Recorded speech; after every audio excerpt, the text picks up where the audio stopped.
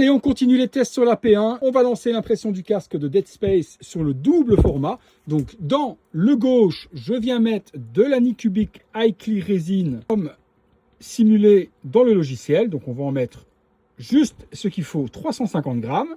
Et de l'autre côté, la Water Wash ABS-like. Comme ça, on aura bien deux couleurs, deux matières, deux rendus différents, avec deux expositions également différentes. Celle-ci est un petit peu plus timide à couler. J'ai pas spécialement besoin de beaucoup pour celle-ci, puisque ce n'est que le bas du casque. Alors, ce qui m'intrigue par contre, c'est sur le double bac, il n'y a pas de système de chauffage. On va voir ce que ça donne du coup au niveau de l'impression. Est-ce que ça va fail ou pas? C'est une très bonne question, ça. Allez, tête creuse, mon fichier est ici. Imprimé et sauvegardé localement. On va regarder avant assistance d'impression, libération intelligente, je vais cocher, détection des échecs, je coche également.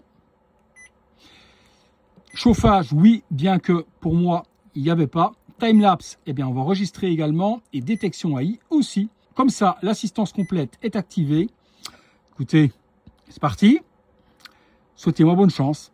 Vérification du fichier, détection du plateau, ça m'a l'air ok aussi. Bon, ben résidus, il faut déjà qu'ils descendent. Alors, résidus ok, détection de résine, il me dit une croix, donc pour lui, il n'y en a pas assez. J'en ai remis, et du coup, hop, il vient de lancer la petite lampe en même temps, et on est parti. CPS 1, CPS 2. Un petit peu, on a pris 1 heure dans la tronche.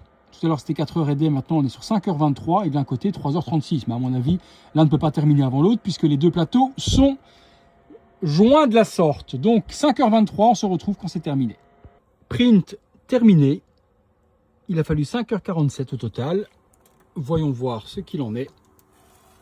Eh bien, écoutez, ça m'a l'air d'une petite réussite, cette histoire.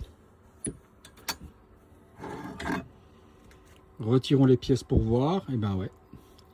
Ma partie résine classique, c'est parfaitement bien imprimé.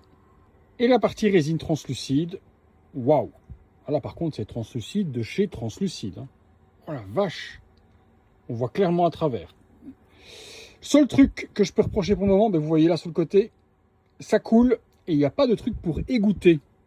Alors, je pense qu'Anycubic va devoir corriger ça parce que, hop, faut que je l'incline comme ça. Voilà, là, ça coule dedans.